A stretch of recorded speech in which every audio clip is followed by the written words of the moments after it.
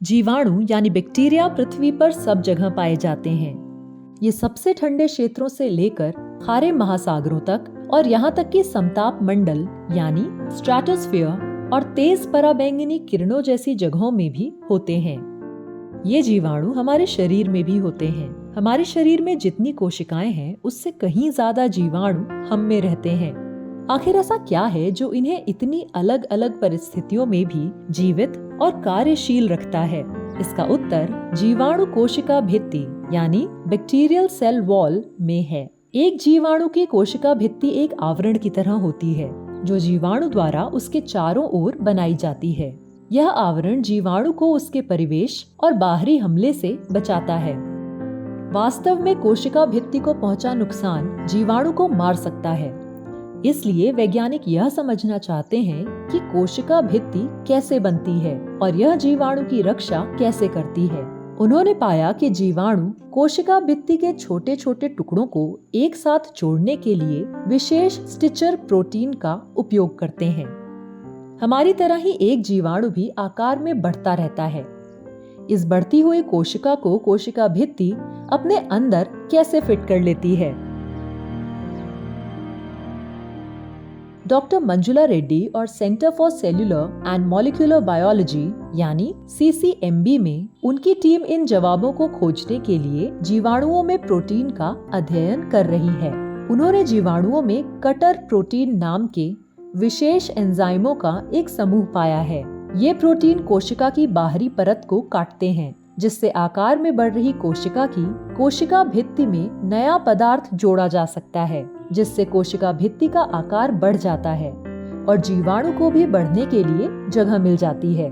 Cutter protein के बिना कोशिका भित्ति का आकार नहीं बढ़ेगा और उस छोटी कोशिका भित्ति के भीतर एक बढ़ता हुआ जीवाणु अंत में अपने ही दबाव के कारण मर जाएगा। कटर और स्टिचर प्रोटीन जीवाणुओं को न केवल विकास के दौरान बल्कि उनके दैनिक जीवन में जीवित रहने में भी सहायता करते हैं। जीवाणु लगातार अपने पर्यावरण से गर्मी, सर्दी, रेडिएशन, नमक और डिटर्जेंट जैसे भौतिक और रासायनिक हमलों का सामना करते हैं जो उनकी कोशिका की परत को नष्ट कर देते हैं।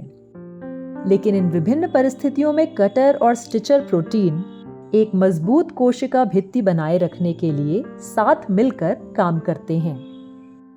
हालांकि हम अभी ये नहीं जानते कि ये प्रोटीन अपना काम कैसे करते हैं। वैज्ञानिक इन रहस्यों को सुलझाने की कोशिश कर रहे हैं। लेकिन यह जानना क्यों आवश्यक है कि ये प्रोटीन जीवाणुओं में कैसे काम करते हैं? इसका कारण यह भी है कि जीवाणु हम मनुष्यों सहित सभी जीवों में कई बीमारियों का कारण बनते हैं। हम स्वयं को इन बीमारियों से बचाने के लिए अलग अलग तरीके अपनाते हैं।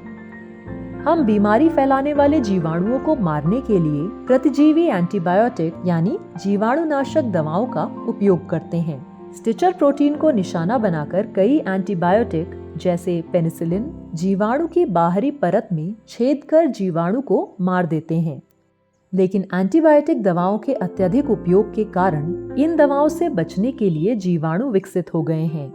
पिछले कुछ दशकों में हमने ऐसे जीवाणुओं की संख्या में वृद्धि देखी है जो अधिकांश एंटीबायोटिक दवाओं के प्रति प्रतिरोधक क्षमता दिखा रहे हैं। एंटीबायोटिक या तो इन प्रतिरोधी जीवाणुओं को मारने में विफल हो रहे हैं या इनके लिए ज्यादा मात्रा में खुराक या नई दवाइयों की आवश्यकता है। इसी के कारण टीबी यानी क्षय रोग जैसे सामान्य संक्रामक जीवाणु रोगों का इलाज और भी लंबा, अधिक कठिन और महंगा हो गया है। इसलिए हम नए एंटीबायोटिक समाधानों की तलाश में हैं। डॉक्टर रेड्डी द्वारा खोजे गए कटर प्रोटीन नए एंटीबायोटिक विकसित करने के लिए नया समाधान है। इन नए एंटीबायोटिक दवाओं का प्रतिरोधी जीवाणु के विरुद्ध प्रयोग किया जा सकता है। कई संक्रामक रोगों से पीड़ित हमारे जैसे देशों को और ज्यादा जीवाणु नाशकों की आवश्यकता है।